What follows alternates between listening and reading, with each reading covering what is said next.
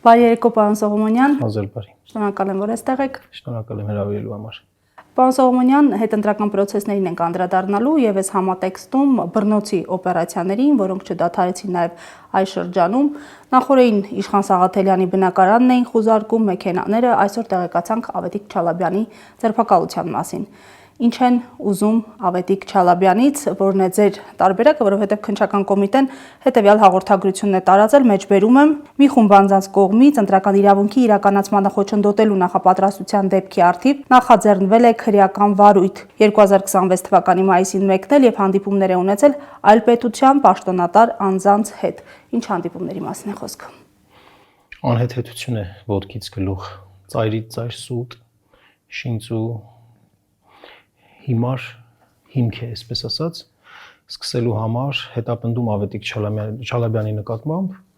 Ավետիք Չալաբյանի նկատմամբ հետապնդումը ոչ թե հենց իրենից են ինչ-որ բան ուզում, այլ դեպքերից մեկն է։ Սա շղթայի հաջորդական օղակներից մեկն է, որ իրականացնում են հայ ժողովրդի դեմ, Հայաստանի ժողովրդավարության դեմ, ազատ խոսքի դեմ, Հայաստանի ազգային պետական շահերի դեմ։ Գիտեք, որ առաջիկայում այս իշխանությունները նախ տեսնում ենք, որ իրենք ըստ էության պարտված են միանձնյա կառավարություն ձևավորելով հանդերձ իրենք պարտված են, որովհետև իրենք չեն լուծել իրենց քաղաքական տերերի առաջադրած խնդիրը ունենալ սահմանադրական մեծամասնություն եւ Հայաստանին հայ ժողովրդին պարտադրել Ալիևյան սահմանադրությունը, որպեսզի կարողանան այս գործընթացը ավելի հարթ անցկացնել, ընդվզումը քիչ լինի հանրային։ Դրա համար ինչ է անհրաժեշտ, անհրաժեշտ է խոսացող մարդկանց, ազդեցիկ մարդկանց, կշիռ ունեցող, այն մարդիկ, ովքեր որ լսելի են, նրանց խոսքը արժեք ունի, բոլորին մեկուսացնել եւ ձեր նշած դեպքերը ես կարող եմ շարունակել, նույն Արմեն Աշոտյանին է վերաբերում, նույնը վերաբերում է Ալեն Ղևոնդյանին, Թևանյան Անդրանիկին, բոլորին, ովքեր որ խոսում են, ովքեր որ դիմադրում են, դիմադրություն են ցույց տալիս, պետք է մեկուսացնել պարզապես մարդկանց, որպեսզի խոսեն միայն իրենց հաճելի խոսացողները, որ ինչ որ Փաշինյանը կասի, այնպես էլ կկրկնեն։ Սրա մեջ է խնդիրը։ Առաջիկայում մանավանդ մի քանի օր անց էլ տեղի ունենալու, այսինքն վաղը տեղի ունենալու Սահմանադրական դատարանում հայտնի քննությունը գործերի հետընտրական գործընթացների հետ կապված, ընտրությունների արդյունքները չեղյալ հայտարարելու հետ կապված կամ Բարգավաճ Հայաստանի ձայների արդյունքում 3 տեղամասերում մարդկանց ընտրական իրավունքները վերականգնելու համար եւ հայակվեն Ավետիք Չալաբյանը բոլոր այս գործընթացներում միշտ ակտիվ ենք մենք եղել, քաղաքացու այնպես ենք արել, որ քաղաքացին իր ձայնին տեր լինի, այս ընթացքում որ դարձել ենք ազգային քաղաքացիական միավորում, հանդես ենք եկել դիտորդական նախաձեռնություններով, շատ արդյունավետ դիտորդություններ ենք իրականացրել, մի քանի տեղական ինքնակառավարման ընտրություններում, իսկ այնուհետև երբ որ հատուկ օրենք ընդունեցին մեզ այդ գործիքից զրկելու համար, դրանից հետո էլ մենք օրինակ ուժեղ Հայաստանին աջակցելով մոտ 200-ից ավելի վստահված անձինք ենք ունեցել տարբեր տեղամասերում, ովքեր էլի պաշտպանել են ժողովրդավարությունը, պաշտպանել են քաղաքացու քվեն եւ սա նաեւ հարված է մեր կազմակերպությանը եւ Նիկոլ Փաշինյանը այդ մասին այդպես շատ կամահրական, շատ գրեհիկ արտահայտություններով, ձևերով այդ մասին խոսել է անմիջապես մեր անունը չտալով, բայց այդպես մեզ համարելով մետաստազ, այսպես կոչված։ Ամեն դեպքում մեկուսացնում են ակտիվներին եւ այդ մասին հայտարարել է Փաշինյանը ազգային ժողովում, խոստացել էր ջախջախել, թերևս ընդդիմության համար սա սպասելի պիտի լիներ ինչ որ առումով։ Իսկ ինչ է անում ընդդիմությունը, որպեսզի հերթով այսպես չկորցնի ակտիվ մասային։ Ընդդիմությունը պետք է միասնական դառնա։ Ամեն դեպքում հնարավոր է գտնել մեխանիզմներ հաղթահարելու միմյանց հանդեպ անվստահությունը, մոտեցնելու, այդպես ասած, կարմիր գծերը, ոչ թե խորացնելու, այլ մոտեցնելու այդ կարմիր գծերը, համընդհանուր բոլորի համար ընդունելի արժեքներ ձևակերպելու։ Օրինակ Հայաստանի Հանրապետության ինքնիշխանությունը, հայ ժողովրդի անվտանգությունը, ես չեմ կարծում, որ պետք է իրական ընդդիմադիր դաշտում լինեն ուժեր, որոնք որ դեմ կլինեն այդ ամեն ինչին, իրենց համար արժեք չի լինի։ Չէ, կան արժեքներ, կան սկզբունքներ, վտանգը քանի գնում, այնքան մոտալուտ է դառնում, եւ դա էլ պետք է ստիպի, որպեսզի համախմբվեն։ Այսօր ինչքան էլ միանձնյա կառավարությունը ձևավորում իշխանությունը։ Հասկանալի է, որ հանրության մեջ դժգոհության շատ մեծ պոտենցիալ կա, շատ մեծ պոտենցիալ կա։ Եվ հասկանալի է, որ այդպես հարցը չի լուծվել։ Այս ընտրություններով հարցը չլուծվեց, որովհետև հանրությունը շատ լավ զգում է, որ այս ընտրությունները արդար չէին։ Արդյոք Փաշինյանը նաև դրա համար է ընդդիմությանը կոչ անում փողոցներ լցնել, որ այսպես ասած ռեպրեսիաների նոր ալիք բացվի կամ փորձի փողոցով լեգիտիմացնել իր այսպես իշխանությունը, ինչը չստացավ ընտրություններով, այս առնչությամբ ինչ կասեք։ Ասեմ, որ ցավոք սրտի մինչ այժմ փողոցային ճանապարհով իշխանափոխության հասնելը չի ստացվել։ Չի ստացվել տարբեր պատճառներով, այդ թվում այս իշխանությունների կողմից գործադրվող ռեպրեսիվ ապարատի հետ կապված, այսինքն իրենք շատ դաժանորեն են ճնշում փողոցային շարժումները եւ վկայությունը 2 տարի առաջ այս օրերին սրբազան շարժման ժամանակ մեր վրա նետված նռնակներն էին, մարդիկ, ովքեր որ դաժան ծեծի ենթարկվեցին, մարդիկ, ովքեր որ վիրավորեցին, ձեռք կորցրեցին եւ այլն, եւ բանաձևը դեռևս չի գտել հայ ժողովուրդը, չի գտել այդ թվում նաեւ այն պատճառով, որ այս իշխանությունը դրսում աջակիցներ ունի։ Նաև այդ առումով է վստահ Փաշինյանը, դրա համար է մղում ընդդիմությանը փողոց լցնել։ Այո, որովհետեւ իր ուժային կառույցները ցավոք սրտի, որ իրեն այսպես անվերապահորեն ենթարկվում են, նրանք էլ են ինչ-որ սիգնալներով են առաջնորդվում։ Եթե տեսնում են, որ դրսում Փաշինյանը աջակցություն վայելում է, հենց ինքը անմիջապես աջակցություն վայելում է, իսկ այդ աջակցությունը մենք շատ հստակ կերպով տեսել ենք Բաքվի կողմից,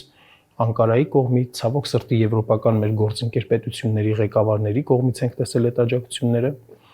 Եվ այդ համակարգը, այդ ուժային կառույցները նաև դա են որպես ազդանշան վերցնում, ինչքանով կատարեն Փաշինյանի հրամանները, հրահանգները եւ ինչքանով չկատարեն։ Բայց քանի որ դրսում եւս իրականությունն է սկսում փոխվել եւ այն խայտառակ ռեպրեսիաները, որ տեղի ունենում Հայաստանում, ժողովրդավարության ոտնակոխ խանելու այս ամեն ինչը դրսում էլ որոշակի դժգոհությունների տեղիք տալիս են եւ դրսի տարբեր երկրների իշխանությունները ամեն դեպքում իրենց հանրային կարծիքի հետ հաշվի նստում են, ինքը դրսում էլ է իրականություն փոխվում եւ ըստ էության երևում է, որ գնալով Փաշինյանի աջակցությունն էլ է նվազելու դրսում, իսկ այդ պարագայում նա նաեւ կարող է կորցնել իր ուժային հենարանները եւ դրա համար ինքը այսպես անհանգիստ է եւ իրականացնում է այն, ինչ որ իրականացնում է։ Պարոն Սողոմոնյան, Բաքվից խոսեցիք, ընտրություններից անմիջապես հետո այստեղ էր Հայաստանի սահմանադրությունը փոխելու կոչերով հայտնի Հիկմեթ Հաջիևը, Բաքվի պաշտոնյան։ Ըստ ձեզ, այցը ինչով էր պայմանավորված եւ քանի որ դրան հաջորդեց Փաշինյանի մեկնաբանությունը, թե Արմեն Գրիգորյանի եւ Հիկմեթ Հաջիևի հանդիպումը կապ ուներ Հայաստանում ընտրական գործընթացների հետ, ինչ մտահոգություններ ունի Փաշինյանը, ըստ ձեզ, թե դրա մի մասին անդրադարձակ։ Կնքահայր 2 ֆիլմում մի հետաքրքիր դրվագ կա։ Երբ որ կնքահոր, հա, Ալ Պաչինոն դերը որ կատարում է, Մայքլ Կորլեոնեի օկտին հանդես գալու համար Սիցիլիայից իրենց այդպես բարեկամներից մեկը գալիս է, ով որ Մայքլի դեմ ցուցմունք տվող մարդու Ֆրենկի եղբայրն էր։ Այդ մարդը գալիս է ընդհանրապես դատարանում նստում, ու դատարանում չէ, այդ սենատի այդ հատուկ այդ հանձնաժողովում նստում է, նա ոչ անգլերեն գիտեր, ոչ բան գիտեր, ոչ խոսելու էր այնտեղ։ Այն մարդը պարզապես այդտեղ ներկայանում է, իր եղբայրը տեսնում է նրա ներկայությունը եւ դրա զորու փոխում է իր ցուցմունքը, այնինչ նախապես պետք է խոսեր։ Հիկմեթ Հաջիևի այցը հենց նրա ներկայությունն էր Հայաստանում, այդ օրը, եթե դուք հիշում եք, կենտրոնական ընտրական հանձնաժողովը քննում էր 3 տեղամասերում քվեարկության արդյունքների հետ կապված հարցը եւ հիշում եք, որ վարչական դատարանը այդ 3 տեղամասերի հետ կապված, քանի որ կենտրոնական ընտրական հանձնաժողովը անվավեր էր ճանաչել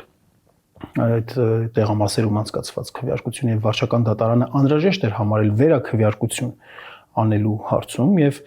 մեր ունեցած տեղեկություններով կենտրոնական ընտրական հանձնաժողովն էլ հանձնաժողովի անդամներն էլ կամ նրանց մեծ մասը նույնպես այդ կարծիքին էին եւ մեկ էլ մենք տեսնում ենք, որ ընդունվում է հակաիրավական, հակասահմանադրական, հակաօրինական որոշում թույլ չտալով այդ 3 տեղամասերում անցկացնել վերաքվեարկություն, որովհետեւ Եթե այդպես լիներ, Բարգավաճ Հայաստանը ստանալու էր իր մանդատները, 5 մանդատ ունենալու էր Բարգավաճ Հայաստանը եւ Փաշինյանը պարլամենտում զրկվելու էր падգամավորների 3/5-ի այդ հնարավորությունից եւ Հիկմետ Հաջիևի Հայաստան գալը սա շատ խորհրդանշական դերակատարություն ուներ այդ հարցում եւ ուղղակիորեն այո կապված էր իր ներկայությունը այնտեղ, քանի որ իրենք պարտադրում են Փաշինյանին, որպեսզի նա միահեծան տեր դառնա, որպեսզի նա ունենա սահմանադրական մեծամասնություն, որպեսզի իրենց թելադրած սահմանադրությունը ընդունվի, ապա հենց այդ համատեքստում էլ կարելի է դիտարկել Հաջիևի այց Հայաստան։ Եվ պարոն Սողոմոնյան, քանի որ կենտրոնական ընտրական հանձնաժողովից խոսեցիք, հիմա երկրորդ փուլն է ըստ էության մեկնարկելու Սահմանադրական դատարանում, այս անգամ վիճարկվում են ընտրությունների արդյունքներն առհասարակ, ընդդիմադիր ուժերը պետք է հույսեր կապեն Սահմանադրական դատարանի հետ, որովհետև հիշեցնեմ, պատմության մեջ միակ Սահմանադրական դատարանն է, որտեղ ըստ էության գրեթե բոլոր անդամները նշանակվել են իշխող ուժի կողմից, Փաշինյանի ՔՊ-ի կողմից։ Հիմա ինչ ակնկալիքով են ընդդիմադիր ուժերը տանում դիմում եւ ինչ սպասեն այն քաղաքացիները, որոնք քվեն վստահել են այդ ընդդիմադիր ուժերին։ Ճիշտ եք ասում, ձեր հարցը իհարկե շատ եթե հիմք չունենար այդ հարցը չէիք տալու, որովհետեւ իսկապես այդպես է, վստահություն չկա։ Կամ շատ քիչ է վստահությունը։ Բայց ցանկացած process պետք է ունենա իր հաջորդականությունը եւ չօգտվել իրավական գործիքներից ճիշտ չի լինի։ Հետագայի համար փաստարկները ավելի թույլ կլինեն, քան երբ որ ինչ process էլ որ հետագայում տեղի ունենա կամ հանրության համար էլ, հա, հանրությունը գիտեք մենք այսպես մենք ընդդիմադիր մարդիկ արդեն ես իրավիճակներին սովոր լինելով, հաշտված լինելով, կարծես թե երբեմն խոսում ենք մեր սրտի կսկիցից ելնելով, որ ոչ մի բանն էլ չի օգնում։ Բայց այդպես չի, իհարկե։ Քայլերը պետք է հաջորդականությամբ անցնել եւ Սահմանադրական դատարանի անդամների համար էլ այդպես մի բաժակ ջուր խմելու նման չի լինելու այդ որոշումը կայացնելը։ Այսինքն եթե խոսում ենք արդեն իսկ դրա մասին։ Մենք միշտ էլ փորձում ենք ամեն դեպքում տեղ թողնել ապավինել որոշ մարդկանց ողջախոհությանը։ Այդ տեղը պետք է թողնել, այդ շանսը պետք է ամեն դեպքում տալ։ Ես հասկանում եմ, որ հույսերը քիչ են, չնչին են, 0-ի է ձգտում հավանականությունը, բայց բոլոր քայլերը պետք է անել եւ հետո շարունակել առաջ գնալ։ Առանց այս քայլը անելու, այս իրավական, այսինքն հարցի իրավական մեխանիզմները երբ որ սպառվում են, հետո պետք է քննարկենք ինչ անենք։ Բայց մի բան պարզ է դառնում, որ եթե մարդկանց ընտրական իրավունքը այսպես ոտնահարվում է, ուրեմն պետք է սկսենք մտածել, բա հետո ինչ պետք է անեն մարդիկ, երբ որ իշխանություն փոխելու բոլոր լեգիտիմ միջոցները կամ թեկուզ իրենց ձայնը, իրենց իրավունքը պաշտպանելու բոլոր լեգիտիմ միջոցները սպառվում են, չէ՞, գնալով սպառվում են։ Եվ ես համաձայն եմ, որ թեև հույսը քիչ է, բայց ընդդիմությունը ճիշտ է անում, որ վիճարկում է Սահմանադրական դատարանում։ Միջազգային արձագանքը ինչու համարժեք չէ այսօր կատարվողին, ես հիշեցնեմ, որ մինչև 2018 թվականը միջազգային տարբեր դերակատարներ բավականին ակտիվ էին արձագանքում երկրում տեղի ունեցողին, ամեն թուփ ծռվելուն, հիշում եմ նույնիսկ դեսպան կար, որ մասնակցում էր դատական նիստերի, կային իրավապաշտպաններ, որոնք ֆինանսավորվում էին արևմուտքից եւ այստեղ հիպերակտիվ ձևով արձագանքում էին կատարվողին, գիտեմ, ծառեր կտրվում այնտեղ կանգնած էին, բայց այսօր փաստացի հոգեբուժարանում մարդ է ինքնասպան լինում եւ համարժեք արձագանք չկա։ Մի քանի այսպես իրավապաշտպաններ են խոսում։ Այո, անարդար վիճակները շատ են։ Ավելացնեմ, գործարար մարդը, որ հանկարծ քաղաքականության մեջ է մտնում, ընդդիմադիր է դառնում, մեկ էլ նրա բիզնեսները սկսում են խնդիրներ ունենալ,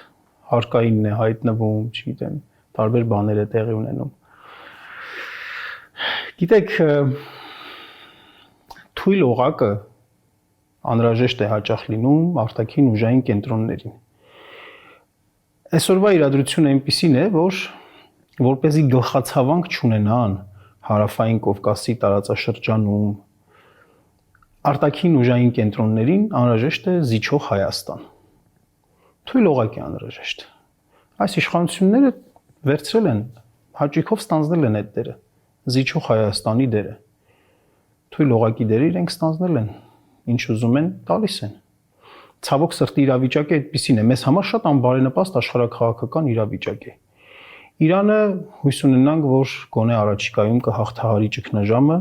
բայց քանի դեռ Իրանի ձեռքերը խիստ կապված են, այս տարածաշրջանում Թուրքիայի ազդեցությունը ավելի ու ավելի աճում է։ Ռուսաստանը կաշկանդված է իր ձեռքերը ուկրաինական խնդրով եւ դեռ չգիտենք ինչքան ժամանակ այսպես այդ խնդրի մեջ կմնա եւ այդ խնդրի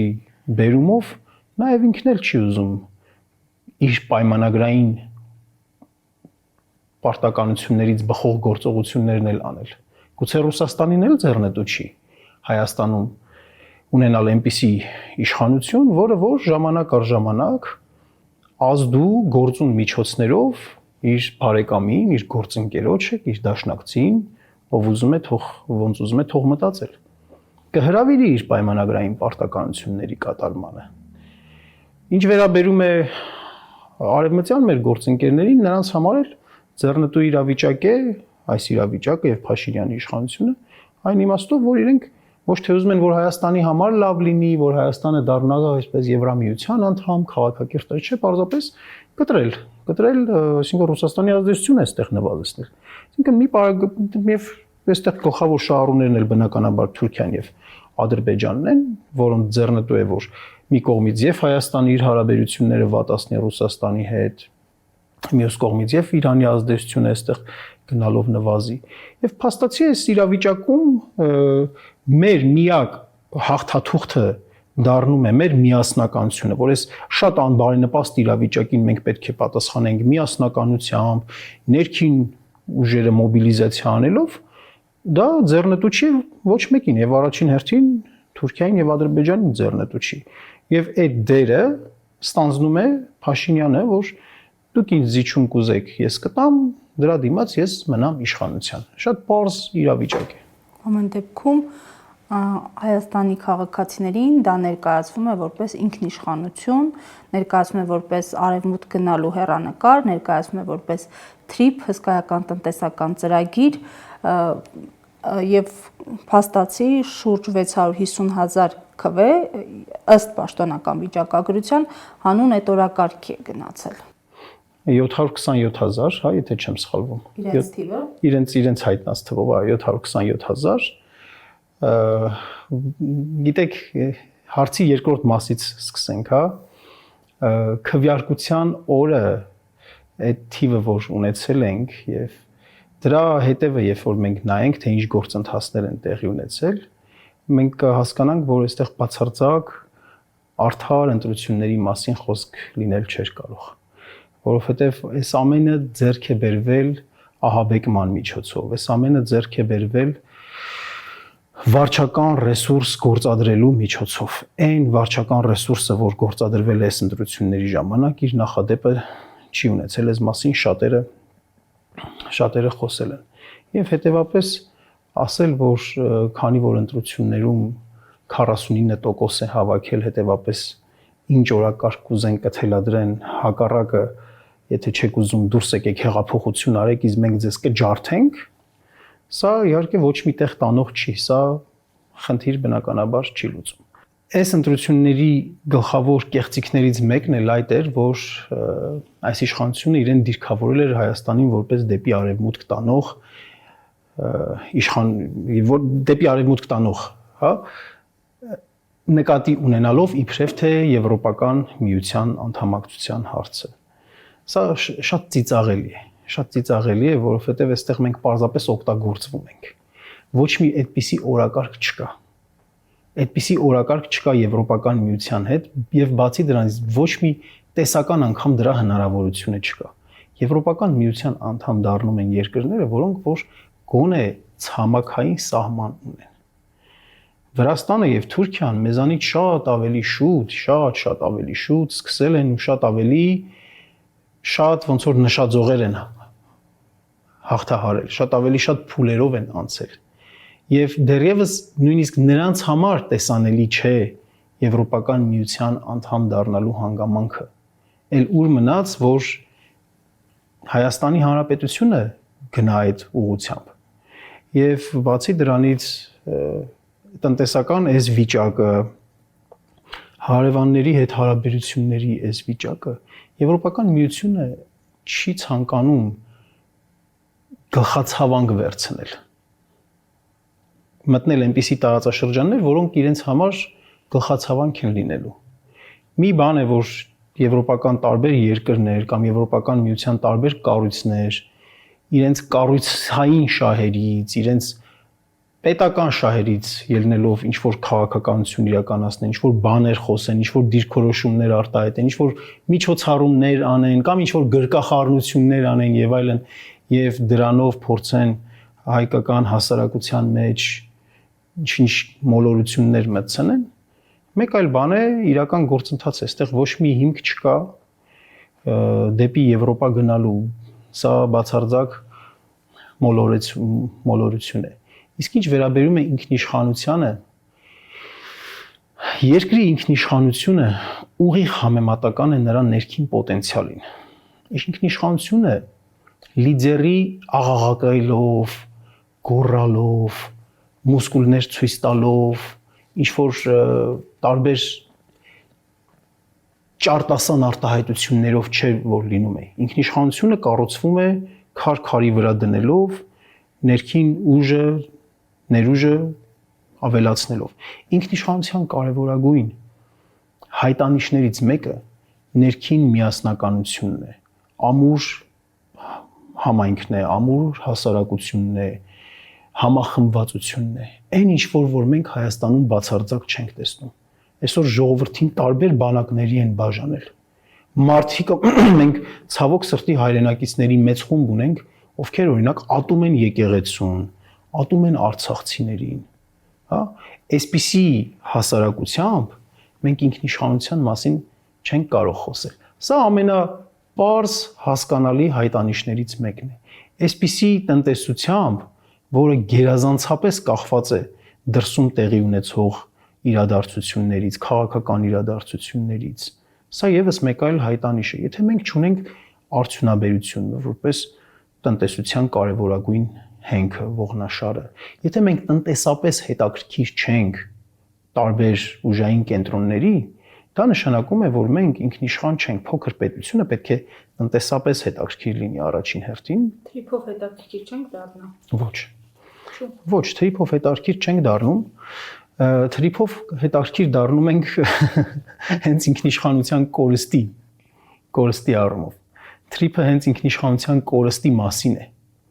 Այն վիճակը, ինչը որ կա, որովհետև մեր ինքնիշխան սահմանը մենք չենք կարողանում հստակ վերահսկել, թե ով է անցնում մեր ինքնիշխան սահմանով, մեր ինքնիշխան տարածքով ով է անցնում։ Իսկ թե ինչ ձևակերպումներ են տալիս, եթե ադրբեջանցիները անցնում են անխոչնդոտ մեզ համար էլ փոխադարձ առավելություններով, եւ այդ ինչ ֆինանսներ է բերելու, այդ ինչ տնտեսական